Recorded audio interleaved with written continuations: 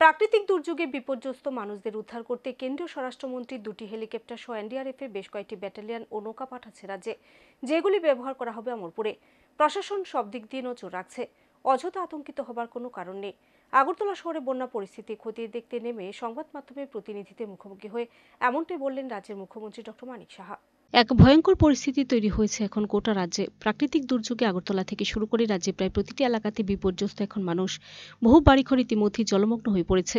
হাজার হাজার মানুষ পরিবার পরিজন নিয়ে বেঁচে থাকার তাগিদে আশ্রয় নিয়েছেন সরকারিভাবে আয়োজিত ত্রাণ শিবিরগুলিতে। প্রতিটি নদীর জল এখন বিপদসীমার উপর বইছে। জলমগ্ন এলাকাগুলি থেকে সাধারণ মানুষকে উদ্ধার করতে পুরোদমে ময়দানে নেমেছে এনডিআরএফ কর্মীরা। বৃষ্টির ধারাবাহিকতা যেভাবে বজায় রয়েছে তাতে করে প্রত্যেকের মনেই যেন বইছে অজানা আতঙ্ক।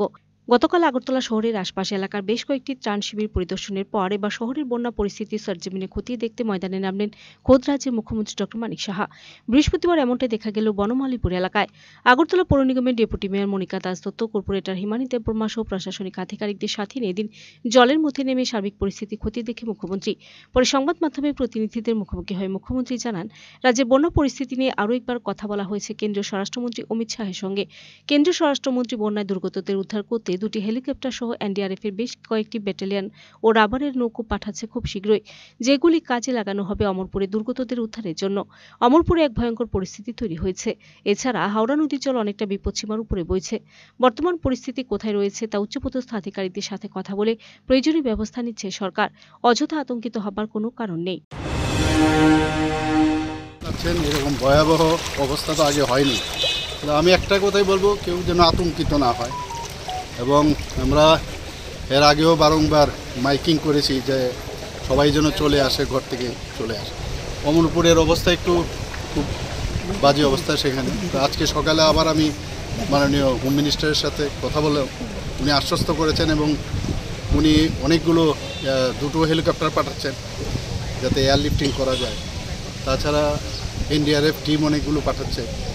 আর ভোটের কথা আমি বললাম, আবার যে আমাদের ভোটগুলো আছে সেগুলো তো একটু বাদে এগুলো সব পৌঁছে যাবে। তো সবাই সহযোগিতা করছে, আমাদের অ্যাডমিনিস্ট্রেশন সাথে আছে এবং আমাদের যারা এসডিআরএফ এনডিআরএফ ত্রিপুরাতে দুটো টিম আছে, সবাই মিলে কিন্তু আমরা 24/7 আমরা আছি। আমিও সারা রাত্র ধরে মনিটর করছিলাম। তো এখন তো ঘুমের বিষয় নয়, তো ন্যাচারাল ক্যালামিটি ভেরি ডিফিকাল্ট না, তো এটাকে তো আমাদের হাতে নেই। তবুও চেষ্টা করছি সব জায়গায়। এখন আবার যাব অফিসে বসে আবার মনিটর করব সব জায়গায় কি হচ্ছে। কন্টিনিউয়াস মনিটরিং চলছে। এদিকে এদিন রাজ্যে জটিল আকার ধারণ করা বন্যা পরিস্থিতি মোকাবেলায় সচিবালয়ের মুখ্য সচিব সহ আধিকারিকদের নিয়ে গুরুত্বপূর্ণ বৈঠকে মিলিত হন মুখ্যমন্ত্রী। পরিস্থিতি স্বাভাবিক না হওয়া পর্যন্ত রাজ্যে স্কুল কলেজ অনির্দিষ্টকালের জন্য বন্ধ রাখার সিদ্ধান্ত নেওয়া হয় বৈঠকে। নাগরিকদের বন্যা কবলিত এলাকা থেকে উদ্ধার কাজে পাশাপাশি পর্যাপ্ত পরিমাণে ত্রাণ সামগ্রী পাঠানোরও সিদ্ধান্ত নেওয়া হয়। Bureau report, search India.